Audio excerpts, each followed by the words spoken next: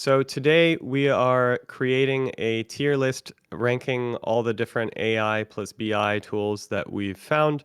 All of these claim to allow you to analyze data using natural language and get outputs ranging from dashboards to charts and tables and things like that. So for everyone who's evaluating these options, we'll do our best to give you, what we see as pros and cons of all of them, and then rank them, according to where we see the technology is in 2025 and what the capabilities are. So I'm Mo, I'm the CEO of Datawisp. I've got Moritz, he's our CTO, and together we're going to go through this list. Some of these we've used and tried ourselves. Some of them we have not, but we've spent a lot of time studying their websites and reading about like the technology that they have. So we feel like we're in a pretty good position to talk about most of these. Yeah. And why don't we get started with the first one, Thoughtspot, which is one of the bigger players in the space, right? Like Thoughtspot has been around since quite a while, and recently added their nice like AI self-service. What do you think about them? Definitely, they have one of the biggest booths every time you go to a data conference, showing off a lot of the stuff. So, they're pretty big. They've been around for a while. They came in, I think, originally as like a Tableau, Power BI kind of competitor way before the days of LLMs and all that. They were actually one of the ones that we tested. So actually, Moritz can point to this right now. So we actually did a case study where we benchmarked a bunch of these that we were able to get access to and use. So for some of these, we have a bit more detailed insights. We'll drop them. We'll drop a link in the description of the video, and you can check it out yourself. But we did use ThoughtSpot. So in general, ThoughtSpot was pretty easy to get set up. Big focus on natural language, and they've kind of changed a lot of their marketing to be like AI is the new BI and everything. The user experience in general was okay. It's kind of what you expect. The performance was just not particularly good when we tested it. So in testing, it got a lot of questions wrong. It did better than some of the other ones, which we'll get into, but I would say right now the level of performance is just not good enough relative to what you can get with some of the other Yeah. options. Yeah, I would also put them in B tier. Like I think they want to do the right thing, right? I just think it's just not quite there yet, right? Like they are focusing on it, and it's also the one thing that I always see with the incumbents, right? Because they have such a big pressure of like serving the AI to like hundreds of thousands of users immediately. They have quite a pricing pressure, and that often leads to them using like lower quality models or like less expensive prompts, and that often needs sort of drop in performance. Now I can't like obviously look into their code and see like which exact prompts they use, which exact models they use, right? But it's the kind of thing where I thought like, hey, they seem to be hampered by like their choices of like model and prompt and stuff, and that will probably improve as models get better and cheaper. But at the moment, it was definitely a B tier experience. One of the issues that we experienced when we tried it out was that it just didn't seem to understand the question properly sometimes, and then also it simplified the question to something it could do but wasn't what we were asking. So I think for like really basic stuff where the data is all laid out nicely and stuff, it might work, but otherwise it's just kind of a B Yeah. tier solution, I guess. All right. Power BI, Microsoft's Office, like the default data and analytics solution for like small, medium sized, and often even large businesses, right? Like if you want a dashboard, there's a good chance it's in Power BI. So Power BI is also one of the ones that we use. By the way, it's Power BI with Copilot, so it's not just the regular Yeah. plain Power BI, right? Power BI is an incredible tool that a lot of people use. I think Heathrow Airport uses Power BI, and they track, all the bags and flights and things like that. Unfortunately, Power BI with Copilot is not good at all. So when we tested it, the biggest issue was Power BI's own ability to transform data is quite limited. just because it assumes that it's being used by a data scientist who's already done a lot of transformations to the data beforehand. And so even when you allow someone to type something in natural language, it doesn't necessarily mean that the software itself can actually do those transformations and get you the output that you want. Right. So the way Power BI works, right, is that you have your prepared columns, right, like your metrics columns, and you then can essentially like do a bit of aggregation, do a bit of filtering on those, and like slice it and dice it a bit. But like truly advanced filtering and stuff is not something that you can do in a Power BI UI. And Copilot can only do the things that you can do in the UI. And so that extremely limits what Power BI is capable of doing, right? And so like if we look at a benchmark, right, this is why Power BI only got like 5 of the answers in like a very good right thing. And that's not necessarily like what you would want from a tool like that. Because like clicking 3 buttons is usually not the hard problem when analyzing data. Also, it's pretty clear that like Microsoft in general is focused on enterprise, and so unless you're a giant enterprise, getting set up is actually a kind of a pain in the ass, because you have to if you want to get a trial, you have to go through layers and layers of Microsoft people to be able to get Copilot access. We actually got sent all over the place. So you even had to talk to some like third-party consultants and stuff just to get a free trial. So it was not a pleasant experience. I think Power BI goes in the D tier. Yeah. For that So reason, yeah. if you already use Power BI and you can get Copilot to like it solves your problems, then sure. But I honestly don't If see you're not anyone like already really using profiting. if you're not already using Power BI, don't bother. Yeah. Cool. Next one. One that I'm much more happy about. Databricks. Famously, like recently had a huge investment round. Their offering, in my opinion, is pretty decent. But what do you think? So we actually tested this one as well. AI BI Genie, I think it's called. This is one of the better experiences. I'd say the user interface is pretty good. Assuming, by the way, there's two ways to look at this one. It's if you have your data in Databricks and if you don't have your data in Databricks. So for now, I'm Yeah. just going to assume you have your data in Databricks, right? If you have your data in Databricks already, it's pretty great.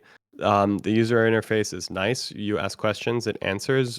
In our benchmarking, it also gave the highest number of right answers.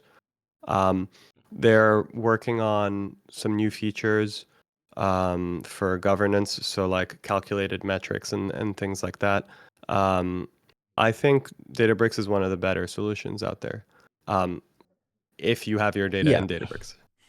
If you don't Yeah. have Like your data in Databricks, then you have to go through quite, a process to get it in there and stuff, and then it could make that not a viable solution for you at all. So that's I what I would would be worried about as well. But like the offerings that you get from getting your data into Databricks, right? Like quite frankly, is big.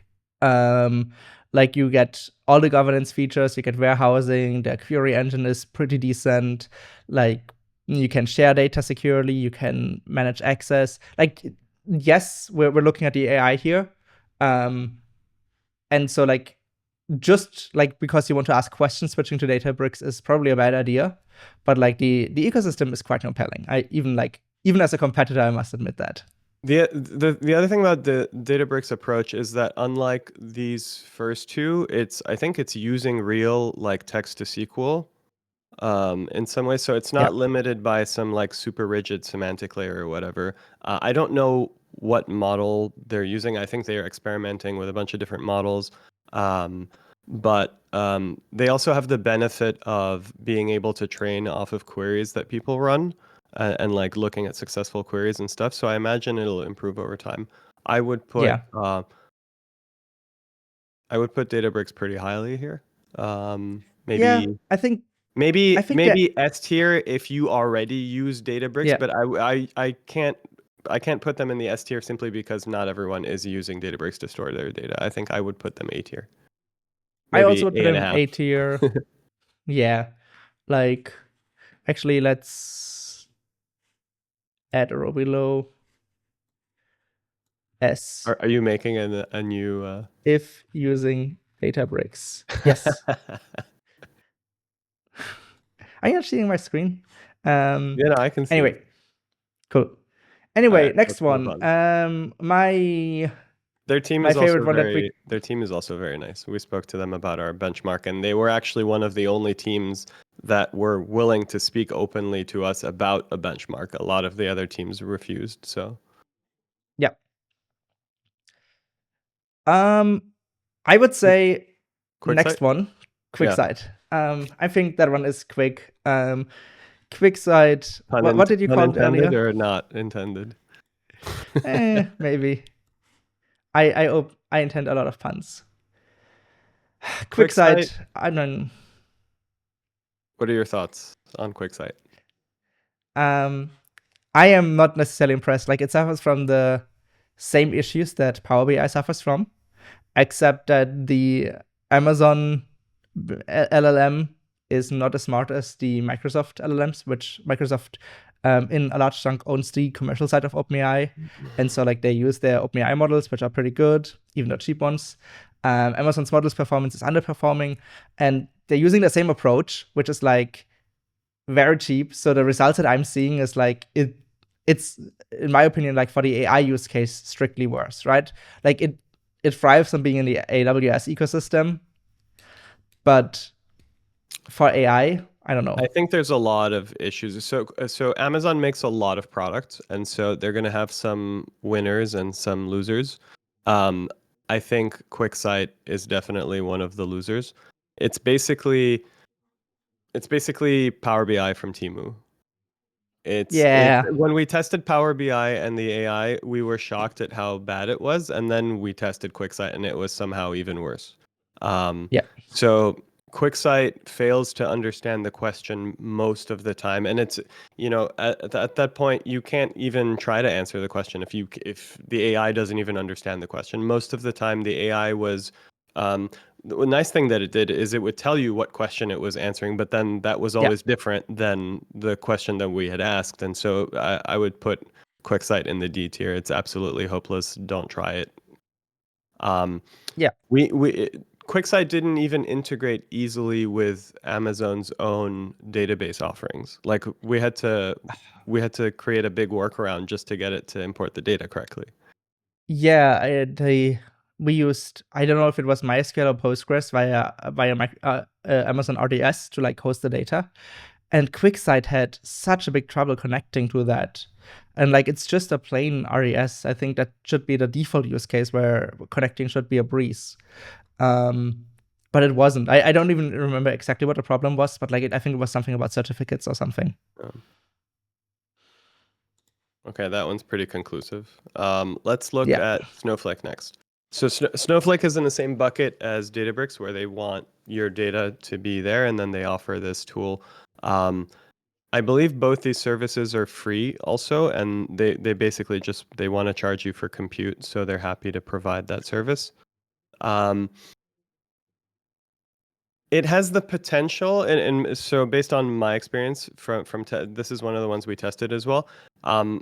Snowflake's solution has the potential to be as good as Databricks, but the execution simply is not there.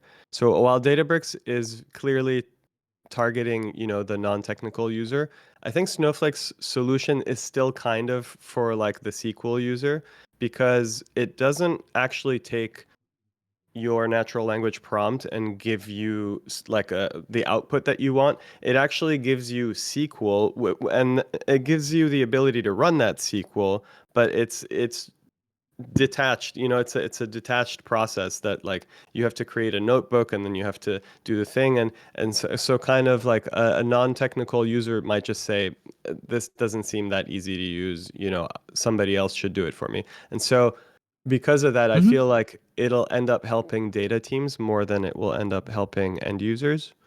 What do you think? I mean, That's fair, but like I would argue that their product is definitely trending in the right direction, right? Like we use Snowflakes actively for some of our customers, right? And what they recently added was the ability to add a data dictionary, right, where you can describe the columns and values of your tables, right, and give tables a description. Was always there in Snowflake for quite a while, but like they made the feature a lot more prominent recently. And our suspicion, or at least my suspicion, is that they are doing this because that makes the AI better. Because like we've seen an uplift in life of like 30 to 40% in terms of like in a lot of benchmarks by just like giving good data set descriptions, or like even have AI generate them. And Snowflake is now clearly going there, right? Like where they have a button to generate this with AI. So like they're clearly working on this, and they're finding out the right things. So I think that it's extremely promising. Like if you are semi-technical, Yeah. I think Snowflake is right. If you're not, then yeah. So like for a user like me, they're A tier, I would say. Yeah. For me, I think it's tough because you really do care about accuracy in these things, right? So it's not just user experience. Like when you're doing AI analytics, one of the most important things is, does it work, right? And so, we really like Databricks solutions. Snowflake is just as accurate. I imagine they're using very similar, stuff on the back end, but I can't rate them as high as Databricks simply because the user experience is just not particularly well suited for somebody like me, I think. Like I'm thinking I of would like put them in the like A and somewhere between A and B, maybe B tier, but that feels I think harsh I'm gonna because give them B Thoughtspot tier. does so poorly comparatively. Yeah, but like the user experience is so much better, right? And like that matters for an AI BI tool, right? Like think of some of our customers, and like no slight against them, right? Like they're not technical people. And if I tell them like, hey, your data is in Snowflake, you can just use that, they would not be able to analyze their own data, right? And like that's the whole point of this exercise, that like non-technical people can ask questions of their data. And if we judge it by that, I can't like putting them higher than Thoughtspot is hard, like despite how well they perform. Yeah. Yeah. So I'm gonna stick it to it here. I think I can agree with that. Yep. We can move on. Yeah. So the other ones on the list, we've not tested, Except but Datawisp. we've spent a lot of time looking at through their technical documentation, the demos and stuff that they have. Tableau actually we wanted to test, and I think spent 2 months going back and forth with some customer team, and they couldn't get us a trial of the AI. So again, very similar to Microsoft, unless you're a big enterprise, they just don't really care about you at all. So note that. That might have also changed in the last 2 months, so maybe the process is much better now. Yeah, maybe. Tableau is like the standard for this kind of stuff. Pre-AI, almost everyone uses Tableau or Power BI in the space for this stuff. But we're not looking at Tableau. We're looking at specifically Tableau plus Copilot, or plus whatever they call their thing, Einstein. Einstein, yeah. Yeah.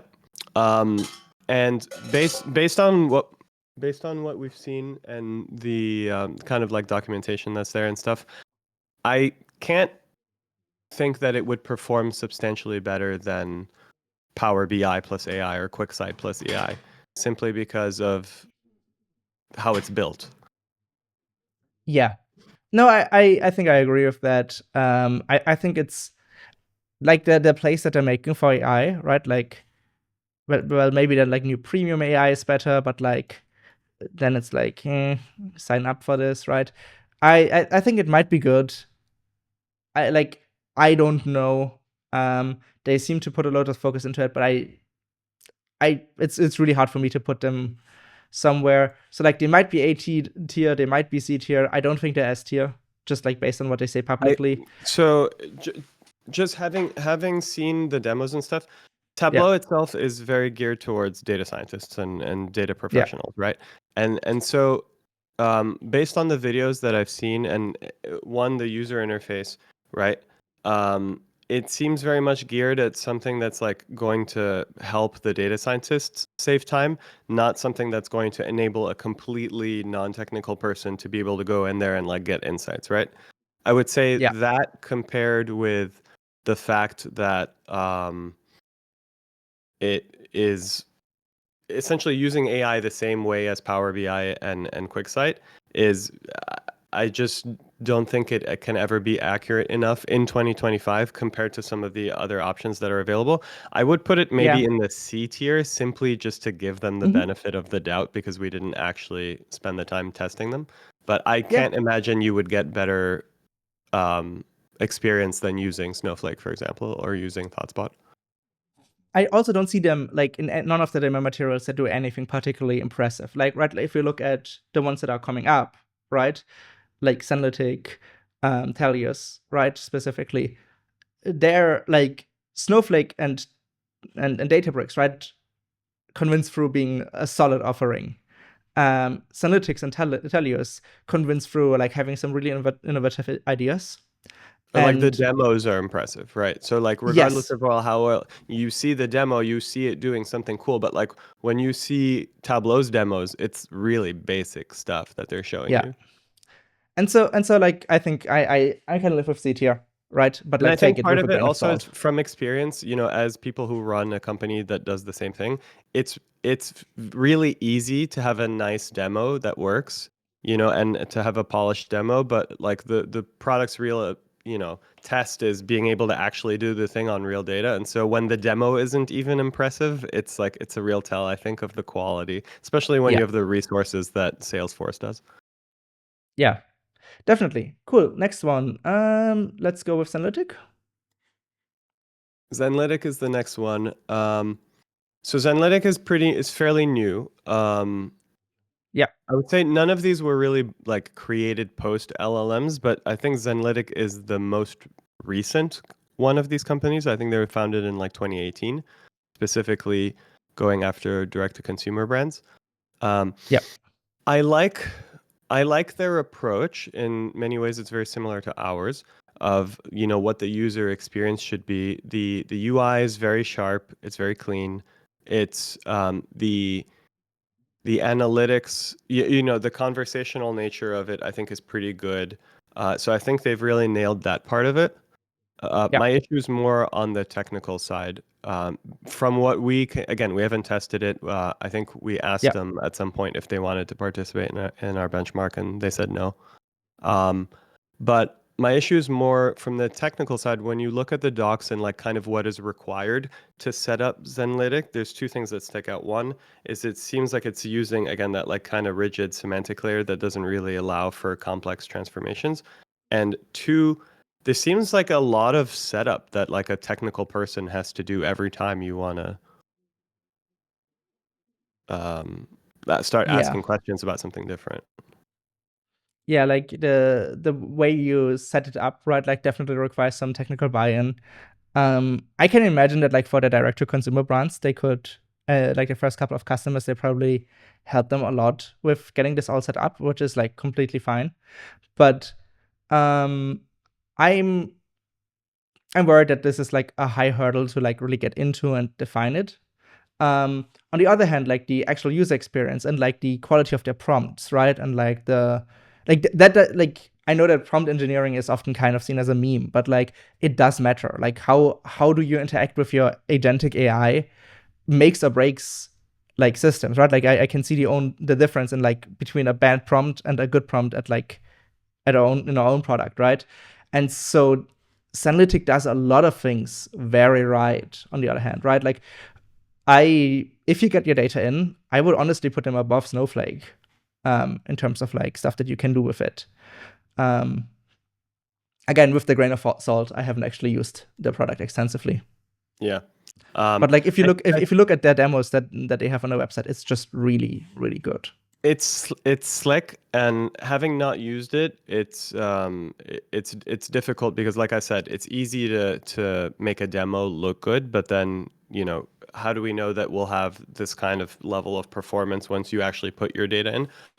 There's kind of two approaches to these products, and one of them is kind of enable anyone to ask anything and do anything, and then the other is this kind of like careful, one is a big leap. What is the future of AI and data analytics and stuff, and some of these other ones are kind of more careful, more calculated, like steps forward. And I think you see this when you look at like when the company was established. So like Power BI, all those guys have been around for a while. Their steps in AI are very small steps forward. Whereas a company like Zenlytic, I like because they're trying to take a bigger step forward. Um, my my only issue with it is that it's still fundamentally limited by some of the same factors, right? So like the questions you can ask are still extremely limited to the type of data that you have. And so, but Yeah. as long as your users understand what they can and can ask questions about it, it can be a very good solution. So I think my answer would be this is one of the things you have to go, you have to get a trial, you have to test it with your own data, and you have to figure out if it works for you or it doesn't. Yeah. Um, And outside of generative AI, what I positively want to highlight, right, is they have some really innovative, product analysis AI things where it's like they have some really impressive change analysis that like is still helpful, right? Like even post AI, the features that they have built are helpful, right? Like they have been helping customers for ages. So like overall, I yeah. would say A with grain of salt. I would say we're gonna give them the benefit of the doubt and put them in A. I would be a little bit skeptical, but there's Okay. nothing wrong with going and getting a demo and seeing if it works for you. So I think A is Yeah. fine. Next Yeah, that's one, fine. Tellius. Tellius. Oops, So let's close Tellius these. is founded chronologically, I think, between Thoughtspot and Zenlytic, right? So they're Yes. Let older, me. so they definitely predate LLMs as well. But the interesting thing is that they've been talking about AI powered and natural language and all that stuff like way before any of these other guys Yeah. started doing that. Even when LLMs didn't exist, right? So immediately what that makes me think is the way it works on the back end is probably pretty limited. Simply Yeah. because if they were doing that at that time, the technologies that were available were not that Yeah. great. However, there's a lot of things I like about Tellius. Um, the biggest thing is this why. So they're one of the only ones that seem to focus on this why aspect, not just asking what questions. Um, and I think they have this like automated thing where if a metric changes, their system can automatically figure out what caused it to change. So for example, Yeah. revenue went up, at the same time as like marketing spend, and their AI, I guess, can flag that and say, hey, you increased marketing spend. This is maybe why your revenue went up. Um, it demos very well. I don't know What? how well it works because we haven't used it, but this Yeah. is something that nobody else is offering in my view. So this is definitely a differentiator, and I think it's when we talk to customers, a lot of them want to ask why questions. Yeah. What I like about them is the having the natural language thing, like all the way back in 2016, right? Like this was always the thing, like Google for your data, basically. I think was one of their old taglines, if I remember correctly. Like you can see it in the animation here, right? Like they highlight the market share top 3 apparel brands last year, and they give you like a nice autocomplete, or gave you a nice autocomplete. I think they're switching now to LLMs, and like filter the data down with that. And that is such a good way to like give an easy, predictable user interface for people. Like I love that from like a UX design perspective. Like they really nailed that back then. Yeah. Yeah, I like their vibe. I like their vibe, definitely. I like some of the stuff that they bring to the table. I'm just very worried about like the capability. Like again, for some companies, being able to look at 4 metrics and when they go up and when they go down and why they went up or down, that's fine.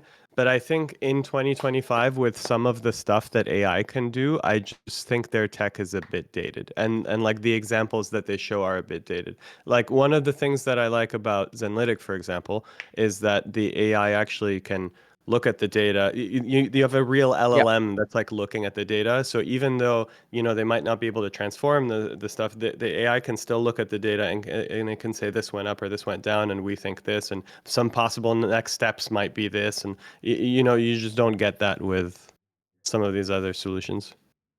The thing is, Tellius has this like, if I put on my product designer hat, and I'm sure Tellius has thought about that as well, right? All these like how analysis that like they can do automatically are a huge boon if you like actually can use it. So like I wouldn't put them lower than B tier because like the potential for them is huge, right? Like I'm hesitant, like A or B, I'm not sure, but like that definitely not a C tier or D tier. I definitely Like think Zenlytic and Tellius are above Thoughtspot. yeah, that's fair. So I would put them together in A tier. I think they're the two companies that I see are the closest to like what we're trying to do.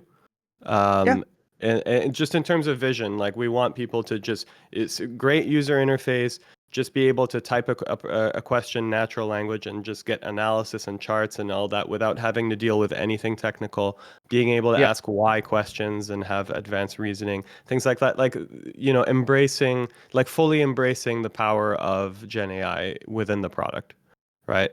yes. Yeah, So, I think that's a fair point. okay. Um, okay, so I guess Tellius goes in the A tier. Yep, we Um, can leave it there. Then shall we Datawisp. shall I we wonder where shall we rate ourselves? um I wonder where we're gonna put us. No, Guys, okay. So it's a mystery. I have a take on this. I have a take on Yeah. this, and it's maybe not or maybe it's too politically correct. Maybe we should like advertise ourselves more.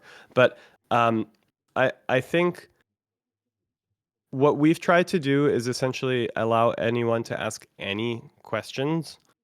Mm-hmm. And I do think we are the best at that because uh, our backend is built in a way where really the AI can transform the data in any way that it wants. It's not limited at all, and Yeah. it is more accurate, because of some of the like reasoning loops and stuff that we've built into the product. However,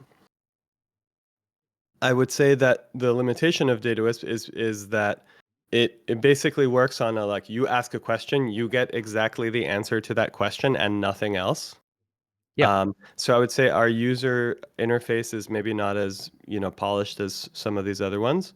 And then Mm-hmm. the other thing is there's if you're a big company with a very specific definition of something, or if you kind of want to like control what questions people can ask, or if you're worried about like the fact that Gen AI has some variance in the results that it produces sometimes, you may opt for one of those more controlled, more rigid platforms. If you just want to get the answer to something and you want like the best possible tech and you're willing to like risk it a little bit, I think Datawisp is by far the best product. I think so too. I think I also see systematic issues that like when it comes to actually analyzing the data, right, Wispy is way too conservative, right? Like what I imagine Wispy will be in 3 to 6 months, right, is it takes a result and then like does some more investigation based on that in the background, right? Like, okay, so what does the user actually want from me? How can I help the user, right? And like how can I explore the data around that more? And like a good data scientist would, right? Like Wispy never gives like recommendations or says like, hey, careful, the question that you're asking is actually super biased in that way. And Yeah. like sometimes it answers question in a way that biases the data in a weird, non-obvious way.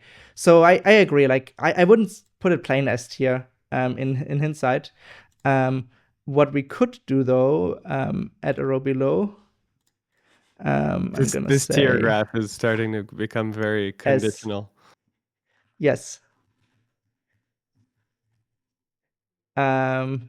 Most of the time, right? Most of the time, Databricks was S tier. Most of the time, the S tier. I don't think that's how tier lists work, Moritz. No, I'm gonna say I it. would put us in my opinion, I think Datawisp is probably as good a solution as Databricks' solution, Yeah. and both having their own caveats, right? So Databricks Yeah. is fantastic if you're using Databricks. Datawisp is great if you want like the most powerful thing that you can get, right? So it's like when you're driving like a Mercedes E-Class, right? You're not getting the fastest car, but it's a comfortable ride, right? Whereas when you're driving a Lamborghini, you're getting the fastest car, but it's not as comfortable to get in the car, and you sit lower and all that stuff. I would say Database is kind of similar. It's like I think Yeah. the most accurate and like the best ability to transform the data, but it's kind of like missing some of Yeah. the luxuries of like some of the other products on there. Yeah. And like still, even with the LLM part, right? There's like the O1, right? And like the O series of models and the O paradigm with like exploring and exploring the space of possible answers, right? And before you actually answer as an LLM, that approach has been experimented with since like February last year. So like that approach is older than 12 months, and the first model that are available publicly is like 2 months old now, right? And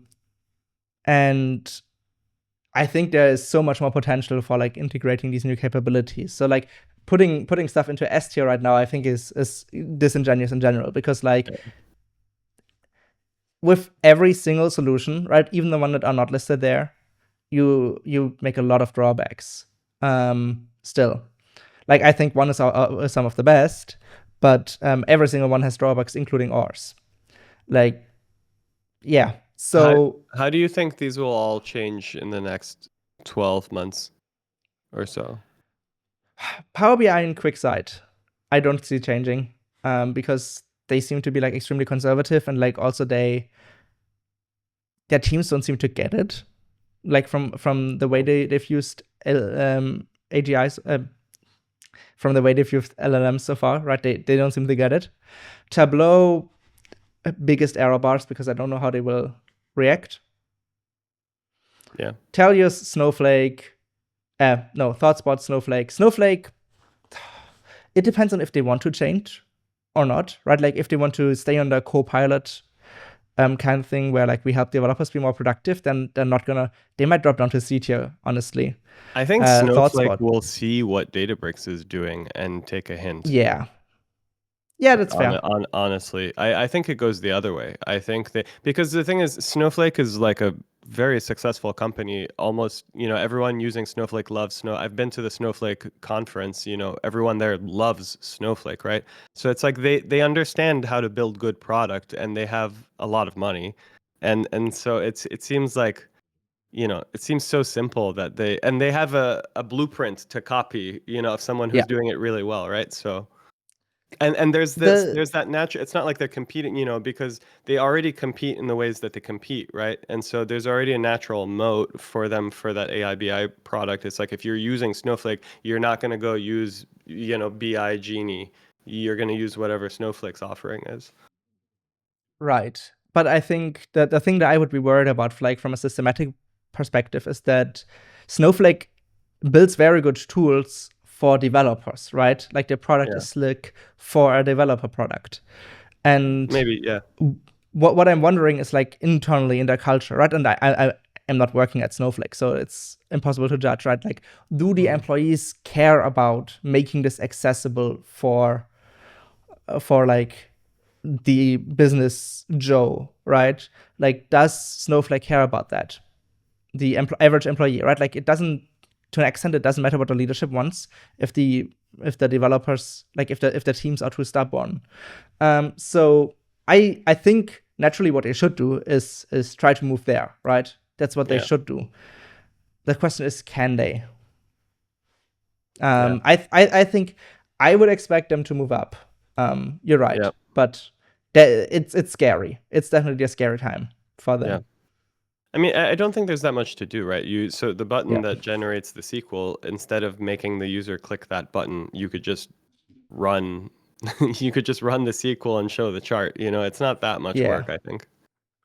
Um, yeah.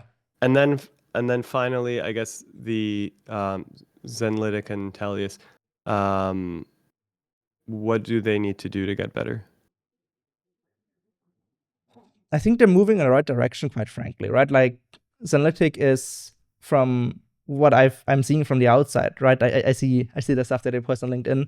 They are adding the capabilities to make the AI better and like ease the onboarding, right? So I think Zenlytic is promising. They might be S tier most of the time very soon, right? And perhaps, right, like they're even getting there by the time this video is released. Who knows? I think they have to spend a lot of time fixing their back end. Like there's probably a lot of like technical that needs refixing, but they just raised a decent amount of money, and I think they have the resources to be able to do that. And they clearly get it, right? Like that's the most important part. By Snowflake, I'm not sure if the teams get it. By Zenlytic, the entire team has bought into the idea. I think they have a good understanding of what the end user experience should be like, which is, I think, when you separate, the Zenlytic and the Tellius from like Power BI and Quicksight, like the clear difference in understanding of like what the end user experience should be like, and I think that can lead them to nailing the technical side, versus being able to do amazing technical things but not understanding like how your customers want to use it, which is like where Snowflake is now. Yes, and then Thoughtspot. Why am I always mistaking Tellius and Thoughtspot? They're both big T's, yeah. Yeah, and Tellius, I think is very similar in that regard. I think Tellius has like some really cool things. Like if they can merge their old approach with their new approach, right? Like the how stuff, and like have the AI work on that. That's so cool if they can manage to do that. And so like I think it's possible, right? But like the how, keeping the how while making the like free thinking LLM better is like a genuinely hard problem. It's something that we had at Datawisp with the blocks, right? So like I see the issue there and the challenge there, but like I also see the opportunity. So like I think same direction than Zenlytics. I'm just less certain about if like how difficult it is for them to get there. Okay, cool. I would move Datawisp out of the S tier for the thumbnail. Move it down next to Databricks. I feel comfortable chilling next to Databricks. I think that's where we go. Okay. Although it says if using Databricks, which is kind of not where we're. I think you can delete that one and put us in the most of the time one.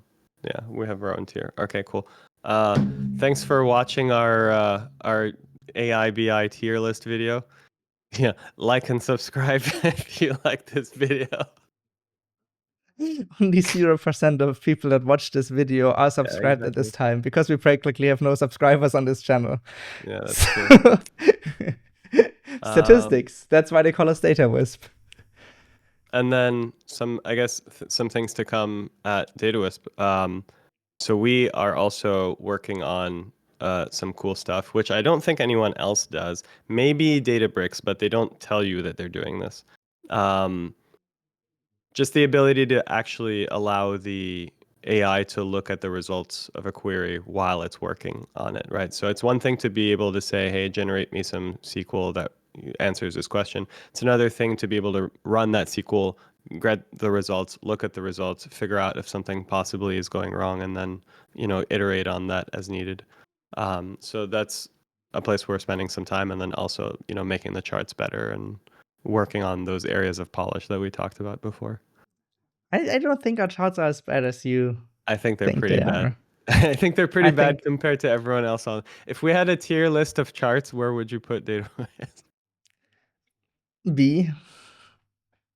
That's generous. I think that's because you built it. No, that's because you're. No, I'm not gonna finish that. All right, that's the end of the video. Thanks for watching. Bye. And stay tuned for more amazing tier list content.